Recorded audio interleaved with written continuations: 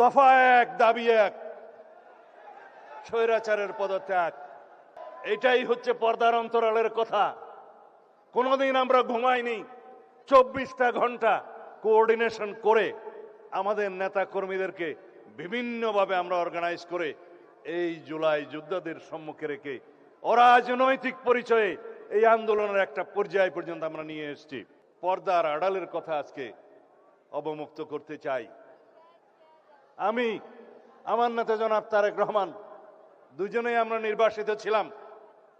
আল্লাহর কি মহিমা, যদি আমরা নির্বাসিত না থাকতাম হয়তো এই জুলাইয়ের মতো একটা অভ্যুত্থান সফলভাবে সমাপ্ত করা সম্ভব হতো না। আমাদের নেতা যে পরিকল্পনা করেছেন, আমরা যে বাজেট দিয়েছি 9,37,000 কোটি টাকা, 38,000 কোটি টাকার বাজেট, সেই বাজেট বাস্তবায়নের মধ্যে কি আছে? এই সমস্ত সামাজিক নিরাপত্তা খাতগুলো আছে। আমরা যে সমস্ত বিষয় অ্যাড্রেস করতে চাই, সেই বিষয়গুলো যদি আমরা বাস্তবায়ন করতে চাই তাহলে আমাদের ঐক্যবদ্ধ থাকতে হবে, আমাদেরকে সহযোগিতা করতে হবে। আমরা শুধু চাই চাই আর চাই করতে পারবো না।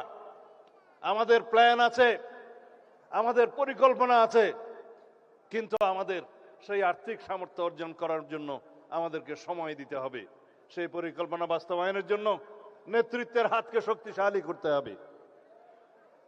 আমি যেহেতু জুলাইয়ের উপরে কথা বলতে এসেছি, কিছু পর্দার আড়ালের কথা আজকে অবমুক্ত করতে চাই।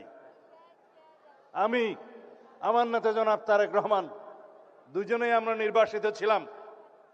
আল্লাহর কি মহিমা, যদি আমরা নির্বাসিত না থাকতাম হয়তো এই জুলাইয়ের মতো একটা অভ্যুত্থান সফলভাবে সমাপ্ত করা সম্ভব হতো না। এটাই হচ্ছে পর্দার অন্তরালের কথা। কোনোদিন আমরা ঘুমাইনি। 24টা ঘন্টা কোঅর্ডিনেশন করে আমাদের নেতা কর্মীদেরকে বিভিন্নভাবে আমরা অর্গানাইজ করে এই জুলাই যোদ্ধাদের সম্মুখে রেখে অরাজনৈতিক পরিচয়ে এই আন্দোলনের একটা পর্যায় পর্যন্ত আমরা নিয়ে এসেছি। 3 তারিখ 4 তারিখে আমরা যখন নৈতিক সমর্থন প্রদান করি, তারপরের থেকে বিশ্ববিদ্যালয়ের শিক্ষকদের একটা আন্দোলন ছিল, সেখানে সমর্থন দিয়ে তারপরের থেকে যেদিন আমরা 16ই জুলাই পর্যন্ত পৌঁছালাম, সেদিন আমার নেতা বলেছেন দফা এক, দাবি এক, স্বৈরাচারের পদত্যাগ। অন্য কোনোভাবে এই সমস্যার সমাধান হবে না।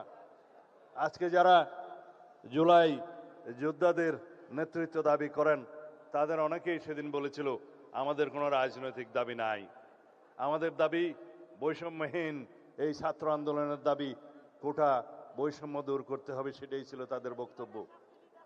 আমরা ধীরে ধীরে আমরা জানি স্বৈরাচারকে গদিতে রেখে বৈষম্যহীনতার বাংলাদেশ প্রতিষ্ঠা করা যাবে না। তাদেরকে আমরা বোঝাতে সক্ষম হয়েছি, কিন্তু তাদের সেই সাহস ছিল না।